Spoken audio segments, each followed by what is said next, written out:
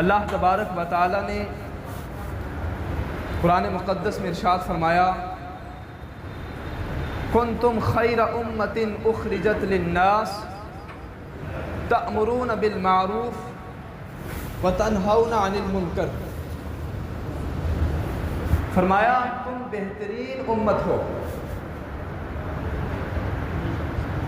تم اچھائی کا حکم دیتے ہو اور برائی سے منع کرتے ہو، وتؤمنون باللہ اور اللہ پر ایمان رکھتے ہو۔ حضرات گرامی، اللہ تبارک و تعالی نے اس آیت کریمہ میں ہمیں اچھائی کا حکم دینے کا اور برائی سے منع کرنے کا حکم دیا کہ تأمرون بالمعروف، کہ تم اچھائی کا حکم دو اور برائی سے منع کرو۔ میرے عزیزوں، یہ آیت مقدسہ اس بات پر دلالت کرتی ہے کہ یہاں کسی ایک فرد کو اللہ تعالیٰ نے متعین نہیں کیا کہ تیری یہ ذمہ داری ہے کہ تو اچھائی کا حکم دے، برائی سے منع کر، نہیں، بلکہ پوری امت کو اللہ رب العزت نے مخاطب کر کے فرمایا کہ پوری امت کی، ہر مسلمان کی، ہر فرد کی یہ ذمہ داری ہے کہ وہ اچھائی کا حکم دے اور برائی سے منع کرے۔ نبی اکرم صلی اللہ علیہ وسلم نے ارشاد فرمایا تم خود بھی ذمہ دار ہو اور تم سے تمہارے اہل و عیال کے بارے میں بھی سوال کیا جائے گا۔ یعنی اس آیت کریمہ کی تفسیر میرے آقا صلی اللہ علیہ وسلم نے خود بیان فرما دی۔ یعنی کسی کا یہ گمان ہو کہ نہیں صرف ایک ہی انسان کی اپنے لیے ذمہ داری ہے، یعنی ہر فرد صرف اپنی ذات کا ذمہ دار ہے کہ وہ ایمان اور عقیدہ کی درستگی کے بعد نیک اعمال کرے، برے اعمال سے باز رہے۔ نہیں، اپنی ذمہ داری تو ہے ہی، بلکہ اپنی ذات کے ساتھ ساتھ اپنے اہل و عیال، اپنے رشتہ دار، اپنے اقارب اور اپنے اہل محلہ، اپنے پڑوسی، سب کے تعلق سے وہ ذمہ دار ہے کہ وہ اچھائی کا حکم دے اور برائی سے منع کرے۔ نبی اکرم صلی اللہ علیہ وسلم نے جو فرمایا نا کہ تم میں سے ہر ایک سے سوال ہوگا اس کے اہل و عیال کے بارے میں، تو کیا پتہ چلا کہ ہمیں خود بھی اچھائی کا حکم دینا ہے، برائی سے رکنا ہے اور اپنے دوسرے مسلمان بھائیوں کو بھی اچھائی کا حکم دینا ہے اور برائی سے منع کرنا ہے۔ یہی ایک صورت ہے جس سے ہم ایک اچھے معاشرے کو تعمیر کر سکتے ہیں، اچھا معاشرہ تشکیل دے سکتے ہیں، اپنی سوسائٹی، اپنے سماج سے، اپنے معاشرے سے برائیوں کا خاتمہ کر سکتے ہیں۔ اگر صرف ایک شخص کی ذمہ داری بنا لی جائے تو ہم ایک اچھا معاشرہ ترتیب نہیں دے سکتے۔ توجہ ہے نا؟ توجہ میری طرف رکھیے۔ نبی اکرم صلی اللہ علیہ وسلم نے ایک دوسرے مقام پر ارشاد فرمایا من رأى منکم منکرا فلیغیرہ بیدہ فإن لم یستطع فبلسانہ فإن لم یستطع فبقلبہ وذلک اضعف الایمان۔ نبی اکرم صلی اللہ علیہ وسلم نے اس حدیث پاک سے اور وضاحت فرمایا تم میں جو کوئی بھی برائی دیکھے تو وہ ہاتھ سے روکے۔ کیا کرے؟ ہاتھ سے روکے۔ اور فرمایا جو ہاتھ سے نہیں روک سکتا تو زبان سے کہے، منع کرے۔ اور فرمایا جو اس کی بھی استطاعت نہ رکھے، یعنی زبان سے نہیں روک سکتا، تو وہ کم از کم دل میں برا جانے، دل میں گھٹن ہونی چاہیے، یہ غم ہونا چاہیے، احساس ہونا چاہیے کہ یہ غلط ہو رہا ہے۔ اور نبی اکرم صلی اللہ علیہ وسلم نے فرمایا یہ جو آخری ہے، مطلب دل میں برا جاننا، فرمایا یہ ایمان کا سب سے کمزور درجہ ہے، سب سے کمزور۔ اور ایک دوسری روایت میں ہے کہ بلکہ یہ ایمان سے ہی خارج ہے، یعنی یہ ایمان ہی نہیں ہے۔ تو میرے عزیزو، ہم سب پر یہ ذمہ داری ہے، ہم اچھائی کا حکم دیں، برائی سے منع کریں، جب بھی برائی دیکھیں اس کو ختم کرنے کی کوشش کریں۔ آج معاشرے کے بگڑتے ہوئے حالات، یہ ہم لوگوں کی اپنی ذمہ داری ہے، ہم لوگوں کی اپنی خرابیاں ہیں، ہم لوگوں کی اپنی کاہلی اور سستی ہے، جس کی بنیاد پر ہمارا معاشرہ آج یہاں تک پہنچ چکا ہے۔ میرے عزیزو، آج مسلمان قوم طرح طرح کی آزمائشوں سے، پریشانیوں سے، مصیبتوں سے گزر رہی ہے۔ حالات آپ کے سامنے ہیں، بیان کرنے کی ضرورت ہی نہیں ہے۔ یہ حالات، یہ پریشانیاں، یہ مصیبتیں، یہ سب کی سب ہمارے اپنے ہاتھوں کی کمائی ہوئی چیزیں، ہم خود اس کے ذمہ دار ہیں۔ کیوں؟ نبی اکرم صلی اللہ علیہ وسلم نے ارشاد فرمایا، والذی نفسی بیدہ، فرمایا مجھے قسم ہے اس ذات کی جس کے قبضہ و قدرت میں میری جان ہے، لتأمرون بالمعروف وتنہون عن المنکر، کہ تم اچھائی کا حکم دیتے رہو، برائی سے منع کرتے رہو، ورنہ اللہ تبارک و تعالی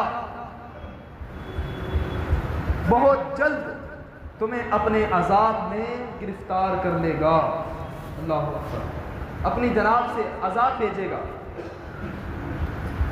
ایک دوسری روایت میں ہے کہ فرمایا اگر کوئی شخص کسی معاشرے میں رہتا ہے اور اس معاشرے میں خرابیاں ہوتی ہیں، ابن ماجہ کی، ابو داؤد کی روایت ہے، کوئی شخص کسی معاشرے میں ہے، اس معاشرے میں خرابیاں ہو رہی ہیں اور آپ کو یہ قدرت ہے کہ آپ ان خرابیوں کو، ان برائیوں کو روک سکتے ہیں، ان برائیوں کا خاتمہ کر سکتے ہیں، اور اس کے بعد بھی آپ ان برائیوں کو نہ روکیں، ان برائیوں کا خاتمہ نہ کریں، تو اللہ کے محبوب صلی اللہ علیہ وسلم ارشاد فرماتے ہیں کہ اللہ تبارک و تعالی عذاب میں مبتلا کر دے گا موت سے پہلے ہی۔ یعنی ایسی قوم کو اللہ تعالیٰ موت سے پہلے ہی عذاب میں مبتلا کر دے گا۔ تو بتاؤ آج جتنی بھی خرافات ہو رہی ہیں، کیا ہمارا اس پر اختیار نہیں ہے؟ بالکل اختیار ہے، ہم چاہیں تو اس کو مٹا سکتے ہیں، لیکن اختیار ہونے کے باوجود سستی، کاہلی کے ہم شکار ہیں، توجہ نہیں ہے ہماری۔ ان احادیث اور ان آیتوں سے کیا معلوم ہوتا ہے میرے عزیزو؟ ہم سب ذمہ دار ہیں، ہم سب پر یہ ذمہ داری ہے، ہم اچھا معاشرہ تشکیل دیں، معاشرے کی خرابیوں کو روکیں، اچھائی کا حکم دیں، برائیوں سے منع کریں۔ یہی ایک صورت ہے جس میں ہم ایک اچھا معاشرہ ترتیب دے سکتے ہیں، برائیوں کا خاتمہ کر سکتے ہیں، اپنا اچھا مستقبل پا سکتے ہیں۔ جب ہم قرآن و سنت کے مطابق زندگی گزاریں گے تو پھر کیا ہوگا؟ اللہ تبارک و تعالیٰ کی مدد ہمارے شامل حال ہو جائے گی۔ یہ حقیقت ہے۔ جب تک ہم دین سے دور رہیں گے تو ہم کبھی بھی پریشانیوں سے چھٹکارا حاصل نہیں کر سکتے۔ آج ہمارے معاشرے کے اندر کتنی خرافات ہیں۔ ہماری جوان بچی گھر سے باہر نکلتی ہے، صبح یہ کہہ کر جاتی ہے کہ میں اسکول جا رہی ہوں، میں کالج جا رہی ہوں، پورا دن کہاں گزر رہا ہے ماں باپ کو کوئی پتہ نہیں، بازاروں میں گزر رہا ہے، کہاں کہاں گزر رہا ہے۔ ماہ رمضان کا مقدس مہینہ، چاند رات کی حالت آپ سب نے دیکھی، کیسا کیسا گندا ناچ ہوتا ہے، کیسی کیسی عریانیت اور فحاشیت پھیلائی جا رہی ہے۔ میرے عزیزو، یہ سب کی سب ہماری اپنی پھیلائی ہوئی خرافات ہیں، اگر ہم چاہیں تو اس کو روک سکتے ہیں۔ نبی اکرم صلی اللہ علیہ وسلم نے ارشاد فرمایا قیامت کے دن ایک عورت 4 آدمیوں کو جہنم میں لے کر جائے گی۔ یہ جو فرمایا نا حضور علیہ السلام نے کہ تم سے تمہارے اہل و عیال کے بارے میں پوچھا جائے گا، اگر انسان خود ہی کتنا ہی نیک ہو، متقی پرہیزگار ہو، تقوی شعار ہو، پوری زندگی اس کی دین کی خدمت میں گزری ہو، عبادات اور ریاضات میں گزری ہو، لیکن اس نے اپنے معاشرے کی ذمہ داری نہیں نبھائی، اپنے معاشرے کو اچھائی کا حکم نہیں دیا، اپنے گھر والوں کو اچھائی کا حکم نہیں دیا، تو پھر ظاہر ہے نبی اکرم صلی اللہ علیہ وسلم کے اس فرمان عالی شان کے مطابق وہ جرمدار ہے، وہ مجرم ہے، اس سے مواخذہ ہوگا، اس سے سوال ہوگا۔ نبی اکرم صلی اللہ علیہ وسلم فرمایا ایک عورت 4 آدمیوں کو اپنے ساتھ جہنم میں لے کر جائے گی۔ کیوں لے کر جائے گی؟ جب اسے جہنم میں ڈالا جائے گا تو اللہ رب العزت سے کہے گی کہ یا اللہ، میرا یہ باپ مجھے منع نہیں کرتا تھا، مجھے نہیں روکتا تھا، میں گناہ کرتی تھی، میں بے پردہ رہتی تھی، میں خرافات کرتی تھی، میرا یہ باپ مجھے منع نہیں کرتا تھا۔ اللہ تبارک و تعالیٰ کو حکم ہوگا اس کے باپ کو بھی اٹھاؤ اور اس کے ساتھ جہنم میں ڈال دو۔ باپ کے اعمال اپنی جگہ، اس نے اپنی ذمہ داری نہیں نبھائی۔ پھر وہ کہے گی یا اللہ، میرا یہ شوہر مجھے منع نہیں کرتا تھا، مجھے نہیں روکتا تھا، مجھے نہیں سمجھاتا تھا، تو رب ذوالجلال کا حکم ہوگا اس عورت کے ساتھ اس کے شوہر کو بھی اٹھاؤ اور جہنم میں ڈال دو۔ پھر وہ کہے گی یا اللہ، میرا بھائی مجھے نہیں روکتا تھا، منع نہیں کرتا تھا، مجھے نہیں سمجھاتا تھا۔ اللہ تبارک و تعالیٰ کی طرف سے حکم ہوگا اس کے بھائی کو بھی اٹھاؤ اور اس کے ساتھ جہنم میں ڈالو۔ اسی طرح بیٹا، اگر بیٹا اپنی ماں کو نہیں سمجھاتا، ماں غلط کاری میں مبتلا ہے، بے پردہ بازارات میں گھوم رہی ہے، تو اس کے بیٹے سے سوال ہوگا، اور وہی ماں بیٹے کے لیے دخول جہنم کا سبب بن جائے گی۔ اگر ماں غلط کاری میں مبتلا ہے تو بیٹے کو اسی کے ساتھ اٹھا کر جہنم میں پھینک دیا جائے گا۔ اس لیے نبی اکرم صلی اللہ علیہ وسلم نے فرمایا کہ تم اپنے اہل و عیال کے تعلق سے مسئول ہو، یعنی تم سے سوال ہوگا، ذمہ دار ہو۔ میرے عزیزوں، آج ہمارے معاشرے کے حالات آپ کے سامنے ہیں، نہ جانے کیسی کیسی خرافات ہو رہی ہیں، سٹا، جوا اور سوشل میڈیا کا غلط استعمال، اس اینڈرائڈ موبائل کا غلط استعمال، جس سے ہمارے نوجوان بچے، نوجوان طبقہ فحاشی اور عریانیت میں مبتلا ہو رہا ہے۔ اعمال کی خرابی، عملی اخلاقی خرابی، ان تمام کا ذمہ دار اگر کوئی ہے تو ہم خود ہیں۔ ہماری بچی، نہ جانے کتنے گھر ایسے ہیں، بچی سوشل میڈیا پر اپنے گندے ویڈیو بنا کر اپلوڈ کر رہی ہے۔ کیا اس کا باپ نہیں ہے؟ کیا اس کا بھائی نہیں ہے؟ کیا اس کو کوئی سمجھانے والا نہیں ہے؟ کتنے گھر ایسے ہیں، بڑی بڑے کیبلز لگے ہوئے ہیں گھروں میں۔ مجھے بتاؤ کیبلز لگانے کی کیا ضرورت ہے؟ بڑی بڑی LCD 50-50 ہزار کی، 1-1 لاکھ کی LCD گھروں میں لگی ہوئی ہے۔ کیا ضرورت ہے؟ اگر آپ کے پاس یہ موبائل ہے، آپ کو کوئی خبر سننی ہے، آپ کو کسی چیز کے بارے میں معلوم کرنا ہے، سب کچھ اس میں ہے۔ نوجوان بچیوں کو موبائل دینے کی کیا ضرورت ہے؟ بتاؤ مجھے۔ اگر ضرورت ہی ہے تو آپ ضرورت کے تحت استعمال کر سکتے ہیں، اپنا موبائل دے سکتے ہیں، لیکن یہ ہماری خرافات ہے، ہماری ہی کاہلی اور سستی ہے، ہم ہی مجرم ہیں کہ ہم نے اپنی بچیوں کو سوشل میڈیا جو ہے بڑے بڑے موبائل دے رکھے ہیں، اینڈرائڈ موبائل دے رکھے ہیں، غلط استعمال ہو رہا ہے، لیکن کوئی پوچھنے کے لیے تیار نہیں۔ میرے عزیزوں، جو بھی بدلتے حالات ہیں، یہ سب کے سب اس وجہ سے ہیں کہ ہم دین سے دور ہو چکے ہیں۔ ہمیں اپنے معاشرے کو اچھا معاشرہ بنانا ہوگا، اچھا معاشرہ تشکیل دینا ہوگا، اپنے معاشرے سے خرابیوں کو دور کرنا ہوگا، اپنے بچیوں پر نگاہ رکھیں۔ اگر میرا یہ نظریہ ہے، ہمارا دین دنیاوی تعلیم سے منع نہیں کرتا، پڑھیں آپ بڑے بڑے ڈاکٹر بنیں، انجینئر بنیں، ہماری مسلم قوم کسی فیلڈ میں بھی پیچھے نہیں رہنی چاہیے، کامیابی حاصل کریں۔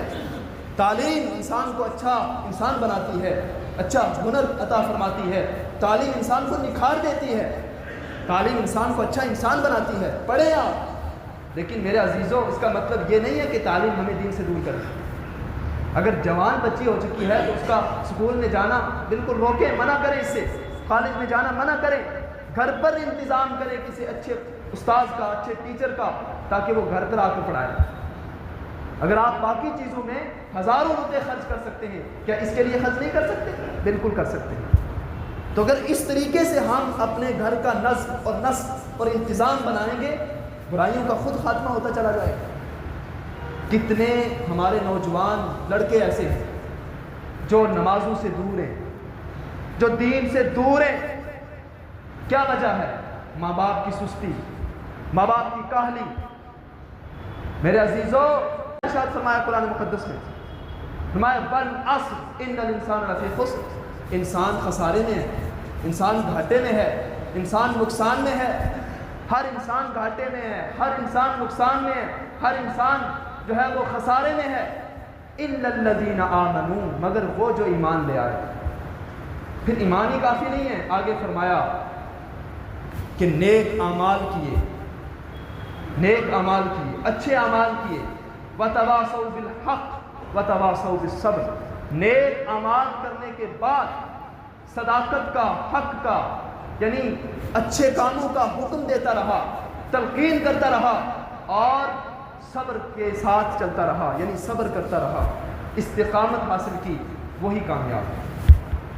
اب آپ خود ہی اندازہ لگا، قرآن مقدس کے اور بھی بہت سارے مقامات، قد افلح المؤمنون الذین هم فی صلاتهم خاشعون، فرمایا کامیاب وہی مومنین ہیں جو نمازوں میں خشوع اور خضوع حاصل کرتے، اللہ تعالیٰ سے ڈرتے۔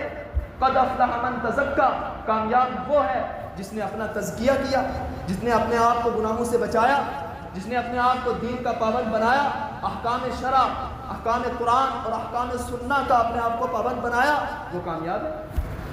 تو کامیابی صرف اسی چیز میں ہے کہ ہم اپنے آپ کو دین کے مطابق بنا لیں، قرآن و سنت کے مطابق بنا لیں، اپنے معاشرے سے خرابیوں کو دور کریں، اپنے بچوں پر کڑی نگاہ رکھیں، انہیں دین کا پابند بنائیں، صوم و صلاۃ کا پابند بنائیں، اپنے بچیوں کو بے پردگی سے بچائیں۔ اگر اس طریقے سے ہم اپنا معاشرہ ترتیب دیں گے میرے عزیزوں، تو ہمارے حالات بدل جائیں گے۔ ہم دین کے پابند ہو جائیں تو ہمارے حالات بدل جائیں گے۔ اللہ تبارک و تعالیٰ کا وعدہ ہے، ان اللہ مع المؤمنین، اللہ مومنین کے ساتھ ہے، ان اللہ مع المتقین، اللہ متقین کے ساتھ ہے۔ تو کیا وجہ ہے؟ ایک اور بات بتا دوں میں آپ کو، کیا وجہ ہے؟ آج مسلمانوں کی کثرت نہیں ہے کیا مسلمان زیادہ نہیں ہے؟ زیادہ نہیں۔ پھر کیوں ذلیل و خوار، پھر کیوں ذلت اور رسوائی میں پڑے ہوئے؟ کیا وجہ ہے؟ اگر آپ ماضی کا مطالعہ کریں گے، آپ پیچھے جائیں گے تو آپ ہسٹری اٹھا کے دیکھیں، مسلمان کم تھے لیکن عزت والے تھے، عزت تھی ان کے پاس جو ہے وہ وقار تھا، ان کے پاس پاور تھی، ان کے پاس رعب و دبدبہ تھا۔ لیکن آج ہم زیادہ ہیں، اس کے باوجود بھی ذلت و خواری کی زندگی گزار رہے ہیں۔ کیا وجہ ہے؟ دین سے دوری۔ علامہ اقبال نے اس کی عکاسی یوں کی کہ وہ زمانے میں معزز تھے مسلمان ہو کر، اور ہم خوار ہیں تاریخ قرآن ہو کر۔ وہ زمانے میں معزز تھے مسلمان ہو کر، اور ہم خوار ہیں، ذلیل و خوار ہو چکے ہیں قرآن کو چھوڑ کر، قرآن کی تعلیمات کو چھوڑ کر۔ اور دوسرے مقام پر کہتے ہیں کہ حیدری فقر ہے نہ دولت عثمانی ہے، تمہیں اسلاف سے کیا نسبت روحانی ہے، کہ نہ تمہارے پاس حضرت علی رضی اللہ تعالیٰ عنہ والا فقر ہے، نہ حضرت عثمان غنی والی مالداری ہے، تو تمہیں اسلاف سے کیا نسبت ہے؟ میرے عزیزو، وہ قرآن و سنت کے پابند تھے، اسی وجہ سے کم تعداد بھی تھی لیکن باعزت تھے، عزت تھی، پاور تھی۔ تو یہی شرط ہے، اپنے آپ کو بدلو، اپنے حالات کو بدلو، اپنے معاشرے کو بدلو، اپنی سوسائٹی کو بدلو، اپنے گھر کے حالات کو بدلو، اپنے اولاد پر کڑی نگاہ رکھو، اپنی بچیوں کو فحاشی عریانیت سے بچاؤ۔ اتنی ہماری بچیاں غیر مسلموں کے ساتھ نکاح کریں، اس کا ذمہ دار کون ہے؟ خود ماں باپ ذمہ دار ہے۔ اگر شروع میں بچی کی اچھی تربیت کی ہوتی تو آج یہ نوبت کیوں آتی؟ تو میرے عزیزوں، اس طرح کی بہت ساری مثالیں، وقت نہیں ہے، وقت کے دامن میں اتنی گنجائش نہیں ہے، تو آج وقت کے حالات